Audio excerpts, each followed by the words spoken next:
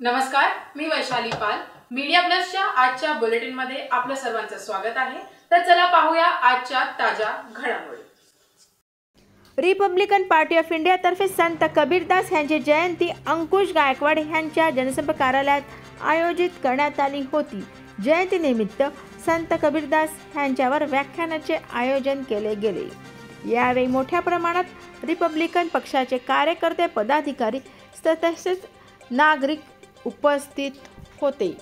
कार्यक्रमाचे मुख्य मार्गदर्शक माणिकराव उघडे साहेब, कार्यक्रमाचे अध्यक्ष रवी गायकवाड, कार्यक्रमाचे वक्ते NS भालेराव साहेब तसेच गौतम वागचोरे काका, कार्यक्रमाचे आयोजक समाधान तायडे, ठाणे प्रदेश संघटक विकास खरनार, डोंबिवली शहर युवा अध्यक्षा मीनाताई सावे, महिला जिल्हाध्यक्षा छाया कांबळे, मजदूर नाका कामगार संघटना अध्यक्ष लक्ष्मणराव निसार, मुकुंजी गरुड आमचे जुने मित्र, वैशालीताई सावर्डेकर, मंगेश कांबळे, नितीन इंगोले, संजय पवार, ॲडव्होकेट सुभाष अंभोरे, शिवाजी वाटोळे, चंद्रकांत वाडवे, भीमराव पटेकर, दयानंद गायकवाड, लक्ष्मण उशिरे, शशी पवार, अशोक हिवाळे, अध्यक्ष वाटोळे, सुरेश छापरवाल, डॉक्टर संदीप पाईकराव, सिद्धार्थ बलखंडे, विजय शेके, अमोल खरात, मिलिंद रोहिमल, शाफिक पटेल, मुन्ना अनवर, फिरोज खान, मुकुंद गुरुड,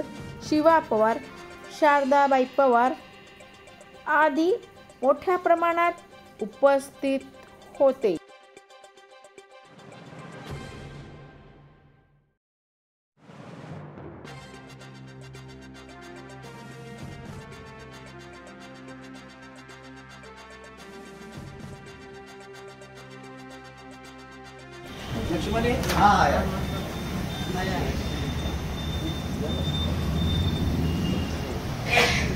डॉक्टर बाबासाहेब आंबेडकरांचा, डॉक्टर बाबासाहेब आंबेडकरांचा, संत कबीरांचा, ज्योतिबा फुलेंचा, डॉक्टर बाबासाहेबांचा, छत्रपती शिवाजी महाराजांचा, छत्रपती शिवाजी महाराजांचा, शाहू महाराजांचा, संत कबीरांचा, भगवान बुद्धांचा. आज डोंबिवलीमध्ये रिपब्लिकन पार्टी ऑफ इंडिया युवक आघाडी यांच्या माध्यमातून संत कबीर यांची जयंती रिपब्लिकन पार्टी ऑफ इंडिया मध्यवर्ती कार्यालय नेते अंकुश गायकवाड यांच्या मध्यवर्ती कार्यालयामध्ये आज या ठिकाणी साजरी करण्यात आली. या कार्यक्रमाचे अध्यक्ष म्हणून रवी गायकवाड यांनी कार्यभार सांभाळला आणि या कार्यक्रमाला विशेष प्रवक्ते म्हणून आपले NS भालेराव जे बौद्ध धर्माचा प्रचार आणि प्रसार करतात असे ते दोन एक विचारवंत या कार्यक्रमाला येऊन प्रबोधन करण्यात आलेलं आहे. या ठिकाणी आमचे गौतमजी वागचोरे काका हेही या कार्यक्रमाचे मुख्य प्रवक्ते म्हणून आपण हे सगळेजण या ठिकाणी त्यांचं झालेलं आहे. या कार्यक्रमाला सर्वांनी हजेरी लावून कबीरांच्या जयंतीवरती प्रथमच या कार्यालयामध्ये या शहरामध्ये अतिशय आटामाटामध्ये जयंती साजरी करण्यात आलेली आहे. या कार्यक्रमाच्या निमित्तानं रिपब्लिकन पार्टी ऑफ इंडियाच्या माध्यमातून या शहरामध्ये महापुरुषांच्या जयंत्या अनेक वेळा साजऱ्या केल्या जातात. आदरणीय केंद्रीय मंत्री रामदासजी आठवले साहेब यांच्या आदेशाने मार्गदर्शनाने हे पुढील भविष्यामध्ये अनेक आपल्या महापुरुषांच्या जयंत्या साजऱ्या होतील. या आयोजकामध्ये आमचे तायडे साहेब यांनी आयोजक करून आणि आमच्या सर्व सहकाऱ्यांनी या ठिकाणी अतिशय सुंदर असा कार्यक्रम या ठिकाणी आयोजित केलेला आहे. या कार्यक्रमाला विशेष महिलांची उपस्थिती आमच्या जिल्हाध्यक्ष मीनाताई सावे असतील, आमच्या वैशालीताई सावर्डेकर असतील, आमच्या शारदा मावशी पवार असतील, आमच्या छायाताई कांबळे या ठिकाणी आमची भगिनी ताई असेल, सर्व या ठिकाणी येऊन या प्रबोधनाचा एक आनंद या ठिकाणी आपण सर्वांनी घेतलेला आहे. आमच्या या ठिकाणी महाराष्ट्र जनरल मजदूर संघटनेचे नेते, कामगार नेते म्हणून निसार साहेब या ठिकाणी उपस्थित आहेत. सर्वांनी या ठिकाणी येऊन हजेरी लावून या प्रबोधनाचं सर्वांना मार्गदर्शन मिळालं त्याबद्दल मी Republican Party of India Thane प्रदेशच्या वतीनं पुन्हा सर्वांच्या मनापासून आभार व्यक्त करतो आणि संत कबीर यांच्या जयंती निमित्तानं मी हार्दिक शुभेच्छा देतो. तर थांबतो. जय भीम, जय महाराष्ट्र. आदर्श सुसंस्कार पाठाची शिकवण देणारे,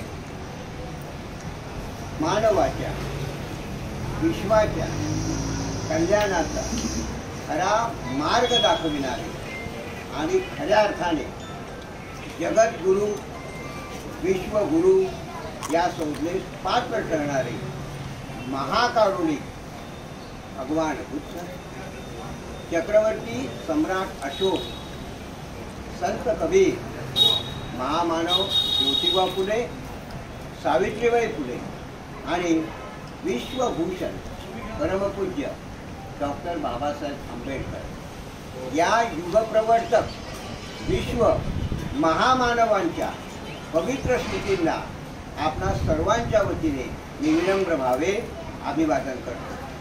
स्तंभपीठावर विराजमान झालेले रिपब्लिकन पार्टी ऑफ इंडियाचे सर्व मान्यवर पदाधिकारी, उपस्थितांमधील सर्व मान्यवर मंडळी आणि या ठिकाणी उपस्थित असणाऱ्या माझ्या डॉक्टर बाबासाहेब आंबेडकरांनी ज्यांना गुरूंचं स्थान दिलं त्या संत कबीरांची जयंती आज आपण साजरी करत आहात. डॉक्टर बाबासाहेब आंबेडकरांना जेव्हा 60 वर्ष पूर्ण झाले तेव्हा समाजाने असं ठरवलं की बाबासाहेबांचा सत्कार करायचा आणि त्यांना दान स्वरूपामध्ये एक मोठी थैली अर्पण करायची. पण बाबासाहेब दिल्लीला होते. बाबासाहेब म्हणाले मला आता सध्या काही वेळ नाही, म्हणजे तुम्हाला जेव्हा वेळ मिळेल तेव्हा या म्हणाले. आणि मग 2 वर्षानंतर बाबासाहेबांना जेव्हा वेळ मिळाला तेव्हा बाबासाहेब मुंबईला आले. 1.25 लाखाची थैली त्यांना दिली. बाबासाहेब ही हलकी वाटते करा. सगळे लोक हसायला लागले. सगळे ते म्हणाले तुम्ही गरिबांनी मला ही थैली दिलेली आहे दान, म्हणजे बॅरिस्टर ॲट लॉ माणूस आहे म्हणाले, तुमच्या गरिबांचे पैसे घेऊन मी काय करणार, पण आपल्याला खूप मोठं काम करायचं आहे तर मला आणखीन पैशांची गरज लागेल, तेव्हा तुम्ही तुमच्याच भल्यासाठी पैसे दिले पाहिजे. त्यावेळेस बाबासाहेबांनी जे भाषण केलं तेव्हा बाबासाहेब म्हणतात माझे 3 गुरु आहेत. भगवान बुद्ध हे माझे सर्वश्रेष्ठ गुरु आहेत, संत कबीर हे माझे दुसरे गुरु आहेत आणि ज्योतिबा फुले हे माझे तिसरे गुरु आहेत आणि विद्या, स्वाभिमान आणि शील ही माझी 3 दैवत आहेत. या 6चा मिळून बनलेला मी एक पुतळा आहे. तर अनुकरण या 6 गोष्टींचं करा. भगवान बुद्धांच्या विचारांचं अनुसरण करा, संत कबीरांच्या विचारांचं अनुसरण करा, ज्योतिबा फुल्यांच्या विचारांचं अनुसरण करा. विद्या संपन्न व्हा, शील संपन्न व्हा, चारित्र्य संपन्न व्हा, प्रज्ञावंत व्हा. म्हणजे जे गुण मी मिळवले आणि त्याच्यामुळे माझं नाव आज जगामध्ये देशामध्ये ते गुण प्रत्येकाने मिळवले पाहिजे. आपण बाबासाहेबांपेक्षा सुद्धा जास्त भाग्यवान आहोत, कारण बाबासाहेबांनी 3 गुरु आपल्याला दिले आणि या 3 गुरूंचे विचार ज्यांच्यामुळे कळले ते डॉक्टर बाबासाहेब आंबेडकरांनी एवढं प्रचंड काम केलेलं आहे. एवढे सगळे महापुरुष आपले आदर्श असताना आपण या महापुरुषांच्या विचारांकडे दुर्लक्ष करतोय आणि म्हणून चळवळ कधीच संपणार नाही. बाबासाहेब ती फक्त हेलकावे खात शून्यावर येत असेल, शून्याचे 100वर पण ती जाईल. पण तुमच्यामध्ये उत्सुकता जर तुम्ही दाखवली ही चळवळ शून्यावरची 100, 2 शून्य आहे त्याच्यात 1 लावून पूर्ण 100% यश मिळू शकतं. बघा 1250 वर्षांचा बुद्ध धम्म जेव्हा नष्ट झाला तेव्हा डॉक्टर बाबासाहेब आंबेडकरांना धर्माने जेव्हा अस्पृश्य देखलं त्या अस्पृश्य माणसानेच पुनरुज्जीवन केलं की नाही धम्माचं. तसंच बाबासाहेबांच्या सर्व संघटनांचं, रिपब्लिकन पार्टी ऑफ इंडिया, नंतर बुद्धिस्ट सोसायटी ऑफ इंडिया, समता सैनिक दल, दैनिक प्रबुद्ध भारत आणि गावच येथे गरजेनुसार सुंदर सुंदर विहार, शाळा, विद्यालय, विद्यापीठं आणि 35 युनिव्हर्सिटीचं सुद्धा या सगळ्या ठिकाणी तुम्ही जर जागृत झाला तर जे राहिलेलं काम आहे ते सुद्धा आपण करू शकतो. बाबासाहेबांच्या वाङ्मयामध्ये जे काही प्रसिद्ध झाले तिच्यात कबीरांवर एक ग्रंथ सुद्धा मला अजून काही वाचायला मिळाला नाही. पण एक वाक्य आहे बाबासाहेबांचं की बुद्धाच्या तत्वज्ञानाचं खरं रहस्य हे कबीरांना कळलं. म्हणजे या एक संकेत दिला बाबासाहेबांनी की बाबा कबीर जर जाणून घ्यायची असती तर ब्राह्मणांनी जे कबीर तुमच्यासमोर मांडले ते कबीर तुमच्या काही कामाचे नाही आहे. आता बऱ्याच वेळा असं वाटतं की बाबासाहेबांचं एवढं मोठं उच्च शिक्षण होतंय तर कबीर सुद्धा काही ना काहीतरी फार मोठे शिकलेले असले पाहिजे सगळ्या गोष्टी. त्याचा थोडा इतिहास तुम्ही समजून घेतला पाहिजे. बऱ्याच ठिकाणी जे काही कथा रचण्यात आलेल्या आहे ना त्या इतक्या भयानक स्वरूपाच्या आहेत ना की त्या आपल्या बुद्धीला, तर्काला, विवेकाला आंबेडकरी विचारधारेप्रमाणे पटत सुद्धा नाही. तर जे माझ्या बुद्धीला थोडं पटतं ते तुमच्यासमोर मी मांडतो. एक नीरू आणि निमा नावाचं एक जुलाह दाम्पत्य होतं आहे. जुलाह म्हणजे विणकर पोष्टी, मुसलमानांमध्ये विणकर पोष्टी समाज आहे. एक दाम्पत्य होतं, लग्न झालं आणि ते असं वाराणसीला जात होते आणि लहरतारा म्हणून एक ठिकाण होतं, तिथं तलाव होता. तिथून जात असताना एका लहान मुलाच्या रडण्याचा आवाज त्या दोघांना ऐकू आला. ते दाम्पत्य त्या ठिकाणी गेलं फक्त ते एक लहान मूल आहे तिथे टाकून दिलेलं आहे आणि ते रडायला लागलं मोठ्याने, तर तिने त्याला जवळ घेतलं. आता जन्माला आलेलं मूल ते रडणारच ना, आई नाही तर तिने जवळ घेतला होता, तर रडणं थांबलं. तो म्हणाला याची आई किंवा वडील कुठे आहेत का, मी जरा बघून येतो म्हणून. तो निरू जो आहे नवरा तिचा, तो असा सगळ्या बाजूने फिरला, पण कुठेही ना त्या मुलाचे आई किंवा वडील किंवा कोणी नातेवाईक त्याला काहीही सापडलं नाही. आणि हिने खाली ठेवलं की जे रडायला लागतं, जवळ घेतलं की रडणं थांबतं. तो सगळा परिसर बघून आला आणि म्हणतो याच्या आईचाही पत्ता नाही आणि वडिलांचाही पत्ता नाही. आता करायचं काय? आई नुसतं नवीन लग्न झालेलं, आता हे मूल घेऊन वाराणसी गावात जर गेलं तर लोक काय काय अफवा पसरवतील. तो काय 550-600 वर्षापूर्वीचा काय की म्हणतो बा हिला काय अगोदरच मूल होतं आणि कसं काय लग्नाचं आता झालं आणि मूल कसं काय सगळं. तर तो म्हणाला कोणाला काही वाटू दे, पण हे मूल जर इथे राहिलं ते मरून जाईल. एखादा प्राणी येतो त्याला खाईल, तर या मुलाला जगवणं आपलं खूप गरजेचं आहे. पण लोक काही म्हणू, तिच्या मनात करुणा निर्माण झाली, मंगल मैत्री निर्माण झाली, म्हणजे या मुलाला आपण घेऊन जायचं आणि लहानाचं मोठं करायचं. आता ते जे मूल आहे ते कदाचित बेवारस मूल असू शकतं, एखाद्या गणिकेचं वेश्येचं मूल असू शकतं, माहिती नाहीये किंवा आता नवऱ्याचं नाव काय लावायचं म्हणून टाकून दिलं. कदाचित तसं काही नसेल, ती माऊली अतिशय पतिव्रता असेल, पण घरात मला जर खायला काही नाही, माझ्या नवऱ्याला खायला काही नाही, तर हे आमच्या पुढच्या असं म्हणण्यापेक्षा कोणीतरी घेऊन जायचं वाचेल तरी, तसंही असू शकतं. म्हणजे कबीरांचे आई वडील नेमके कोण हे फक्त निसर्गाला माहिती आहे, बाकी कुणालाही माहिती नाही. म्हणजे बेवारस अवस्थेत सापडलेलं असं ते अनाथ मूल आहे आणि त्या निरू आणि निमा त्यांना घेऊन गेले. त्यांनी जी काही परिस्थिती असेल त्या लोकांना सगळं समजावून सांगितलं आणि ते मूल लहानाचं मोठं झालं. आता 550-600 वर्षापूर्वी मला सांगा, आई 100 सावित्रीबाई फुले जेव्हा शाळा काढतात तर ब्राह्मण लोक आपल्या मुलींना शिकवायला तयार नाही, तर त्याच्याही 400 वर्ष अगोदर मुसलमानी राजवटीमध्ये तुमच्यासाठी शाळा कोण ओपन करणार आणि तुम्हाला शिक्षण कोण देणार? मग कबीरांनी कुठे शाळेत जाणार आहे? काहीच नाही सगळ्या गोष्टी. आता आपल्याला वाटतं व बाबासाहेबांनी गुरु केलं म्हणजे शिकलेलं असतील, पण कबीरांनी जो दोहा सांगितला तो मी तुमच्या समोर ठेवतो. आता जी कबीरांची भाषा आहे, 50-55 भाषातले शब्द कबीरांनी या निरक्षर माणसांनी वापरलेले आहेत. की कबीरांवर खऱ्या अर्थाने अभ्यास करायचा आहे तर ते डॉक्टर बाबासाहेब आंबेडकरांसारखे युगप्रवर्तक महामानवच खऱ्या अर्थाने कबीरांना समजू शकतात. हे आमच्या येड्या गबाळ्याचं काम नाही.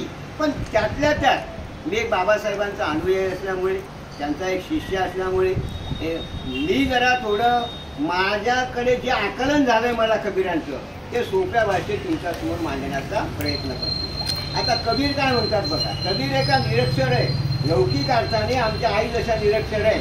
काय तुमची डिग्री सांगावं म्हणजे बाबा मी शाळाच नाही पाहिजे तर माझ्याकडे कसली डिग्री मागताय तुझी, बरोबर आहे नाही. कबीर पण तुमच्यासारखे निरक्षर होते, पण तुम्ही कबीरासारखं ज्ञान मिळवलं तर मोठे मोठे लोक तुम्हाला गुरु बनवतील. म्हणून तो निरक्षर माणूस सुद्धा निरुपयोगी असतो, ही गोष्ट आपण लक्षात घेतली पाहिजे. काय म्हणतात कबीर? कबीरांचा दोहा आहे, मसी कागज छुयो नाही. कबीरांची भाषा आहे एक निरक्षर माणसाची. मसी कागज छुयो नाही, कलम गही नाही हात, चार जुगन महात्म कबीर मुखई जनाई पार. निरक्षर माणसाचं. आता मसी म्हणजे काय? मसी म्हणजे शाई.